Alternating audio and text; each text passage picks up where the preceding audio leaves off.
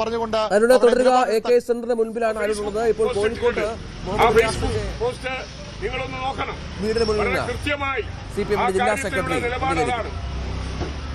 ഇങ്ങനെ പേടിപ്പിച്ച് കോൺഗ്രസിന്റെ നേതാക്കന്മാരെയൊക്കെ ED റെയ്ഡ് എടുത്ത് തിരിച്ചു പിടിച്ച പാരമ്പര്യം വെച്ച് ഞങ്ങൾക്ക് നേരെ ഈ പാർട്ടിയെ പറ്റി എന്തൊക്കെ പഠിച്ചിട്ടുണ്ടോ, എന്തൊക്കെ മനസ്സിലാക്കിയിട്ടുണ്ടോ? അതുകൊണ്ട് ഞങ്ങളെ അതുകൊണ്ടൊന്നും ഭയപ്പെടുത്താൻ നോക്കണ്ട. ഞങ്ങളത് വഴങ്ങുന്ന പ്രശ്നമില്ല. ഞങ്ങള് ഇത് തടസ്സം ചെയ്യാനൊന്നും പോകുന്നില്ല. എന്താണ് അവർക്ക് നോക്കേണ്ടതെല്ലാം നോക്കട്ടെ. ഞാനിപ്പോ സഖാക്കളോടൊക്കെ പറഞ്ഞതാ. അതുകൊണ്ട് ED കൊണ്ടാണല്ലോ BJP കഴിഞ്ഞ 12 കൊല്ലായി ഈ രാജ്യത്തെ ഭരിക്കുകയും അതേപോലെ രാഷ്ട്രീയ അസ്ഥിരത ഉണ്ടാക്കി അധികാരം പിടിച്ചെടുക്കുകയും ചെയ്യുന്ന പ്രവർത്തനമാണല്ലോ BJP നടത്തിക്കൊണ്ടിരിക്കുന്നത്. അതിന്റെ ഭാഗമെന്ന നിലയിൽ തന്നെയാണ് ഇവരോടൊപ്പം ആരൊക്കെ ഉണ്ട്, ഏതെല്ലാം ഗൂഢാലോചന എന്നെല്ലാം പിന്നീട് നമുക്ക് പറയാം.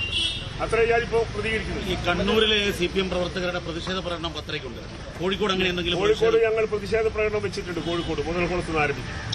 11 മണിക്ക്. റിയാസ് CPM ജില്ലാ കമ്മിറ്റി ഓഫീസിലുണ്ട്. CPM ജില്ലാ സെക്രട്ടറി M മെഹബൂബാണ് ഇപ്പോൾ മാധ്യമപ്രവർത്തകരെ കണ്ടത്. BJP സർക്കാർ നടപ്പിലാക്കുന്ന അജണ്ടയാണ് ഇത് എന്നാണ് മെഹബൂബ് വ്യക്തമാക്കിയിരിക്കുന്നത്. ഏതായാലും CPM ഈ വിഷയം ഏറ്റെടുക്കുകയാണ്. സംസ്ഥാന വ്യാപകമായി പ്രതിഷേധ പ്രകടനങ്ങൾ ഉണ്ടാകും. മറ്റ് നടപടികളിലേക്ക് ED കടന്നാൽ അതിശക്തമായ രീതിയിൽ പ്രതിരോധിക്കാൻ തന്നെയാണ് CPMന്റെ തീരുമാനം. വരും മണിക്കൂറുകളിൽ പ്രകടനങ്ങൾ കാണാം. സംസ്ഥാനത്ത് ഉടനീളം ശക്തമായ മഴ പെയ്യുന്നുണ്ട്.